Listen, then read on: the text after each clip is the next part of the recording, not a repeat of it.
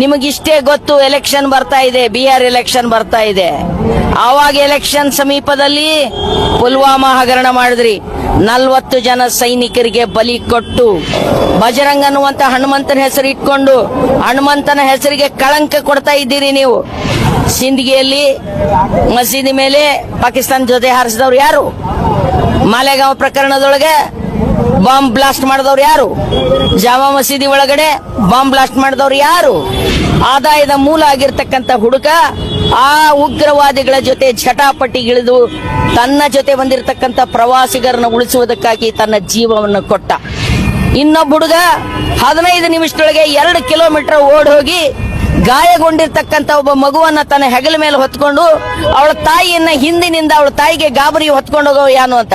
ನಮ್ಮ ಮೀಡಿಯಾಗಳು ಎಷ್ಟು ಬದಗೆಟ್ಟಿವೆ ಅಂದ್ರೆ ಇದೆಂತ ಪಾಕಿಸ್ತಾನದ ಪ್ರೇಮ, ಏನು ನೋಡಿ ಬಂದ್ರು ಅನ್ನುವಂಗೆ. ಪ್ರಜ್ಞಾ ಸಿಂಗ್ ಮುಸ್ಲಿಂ ಇದ್ಲ, ಹಿಂದೂ ಅಲ್ಲ ಆಕಿ. ಎಷ್ಟು ದೊಡ್ಡ ಸಾಜಿಶ್ ಮಾಡಿ ಭಯೋತ್ಪಾದನೆ ಮಾಡಿದ್ಲು. ಎಲ್ಲರೂ ಕೂಡಿ ಬದುಕಬೇಕು ಅನ್ನೋ ಸಂದೇಶವನ್ನ ಆ ಹೆಣ್ಮಕ್ಳಿಗೆ ಕೊಟ್ರ. ಈ ₹2 ಪೇಮೆಂಟ್ ಗಿರಾಕಿಗಳು ವಾಟ್ಸ್ಆಪ್ ನೊಳಗೆ ಬರೀತಾರ ಪಾಕಿಸ್ತಾನ್ ಪ್ರೇಮ, ಪಾಕಿಸ್ತಾನ್ ಪ್ರೇಮ. ಪ್ರಜ್ಞಾ ಸಿಂಗ್ ಮಾಲೆಗಾಂವ್ ಹತ್ಯಾಕಾಂಡ ಮಾಡಿದ್ಳಲ್ಲ, ಎಲ್ಲ ಹಿಂದೂಗಳು ಉಗ್ರವಾದಿಗಳು ಆಗ್ತಾರ. ಏನು ಮೂರ್ಖತನ, ಏನು ದೇಶ ಒಡೆಯುವ ದೇಶದ್ರೋಹಿ ಕೆಲಸ. ನಮ್ಮನ್ನ ಬೆನ್ನ ಮೇಲೆ ಹಾಕೊಂಡು, ನನ್ನ ಮಗನ್ನ ಬೆನ್ನ ಮೇಲೆ ಹಾಕೊಂಡು ರಕ್ಷಣೆ ಮಾಡಿದ್ದು ಮುಸ್ಲಿಂ ಅಣ್ಣ. ಮತ್ತು ನಮ್ಮನ್ನು ಕೊಲ್ಲಬಾರದು ಅಂತ ಉಗ್ರವಾದಿ ಕೈಯಿಂದ ಬಂದೂಕು ಕಸ್ಕೊಳ್ಳಿಕ್ಕೆ ಹೋಗಿ ಅದಕ್ಕೆ ಬಲಿಯಾಗಿದ್ದು ನಮ್ಮ ಮುಸ್ಲಿಂ ಮಗ. ಸತ್ತು ಹೋಗಿರ್ತಕ್ಕಂಥ ಜನರ ಜೊತೆ ನಿಲ್ಲಬೇಕಾದಂತ ಸಂದರ್ಭದಲ್ಲಿ ಕೇಂದ್ರದಲ್ಲಿ ಇರ್ತಕ್ಕಂಥ ಬಿಜೆಪಿ ಸರ್ಕಾರ ಹೆಣದ ಚಿತೆಯ ಬೆಂಕಿ ಕಾಯಿಸಿಕೊಂಡು ತನ್ನ ಚಳಿಯನ್ನು ನೀಗಿಸಿಕೊಳ್ಳುವಂತ ನೀಚಿತನಕ್ಕೆ ಇಳಿದಿರ್ತಕ್ಕಂಥದ್ದು ಅತ್ಯಂತ ಹೇಯವಾದದ್ದು. ಅಲ್ಲಿ ಆ ಹುಡುಗ ಪ್ರವಾಸಿಗರನ್ನು ಉಳಿಸುವುದಕ್ಕಾಗಿ ತನ್ನ ಪ್ರಾಣವನ್ನು ಬಲಿಕೊಟ್ಟ ಆದಿಲ್, ಪ್ರವಾಸಿ ಮಗುವನ್ನ ತನ್ನ ಹೆಗಲ ಮೇಲೆ ಹೊತ್ತುಕೊಂಡು ಬಂದಿರತಕ್ಕಂಥ ಹುಸೇನ್, ಇವರು ಹಿಂದೂಗಳಾಗಿದ್ರ?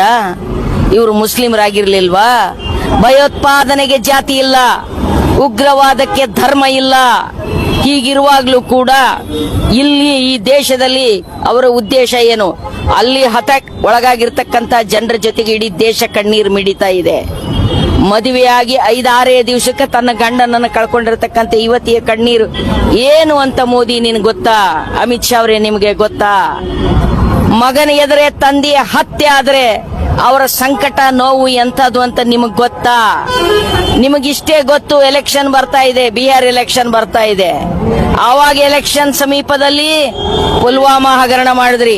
40 ಜನ ಸೈನಿಕರಿಗೆ ಬಲಿ ಕೊಟ್ಟು ಅದನ್ನೆಲ್ಲ ಸತ್ಯಪಾಲ್ ಮಲಿಕ್ ಅನ್ನುವಂತ ಅವತ್ತಿನ ರಾಜ್ಯಪಾಲ, ಕಾಶ್ಮೀರದ ಪ್ರಜ್ಞಾವಂತ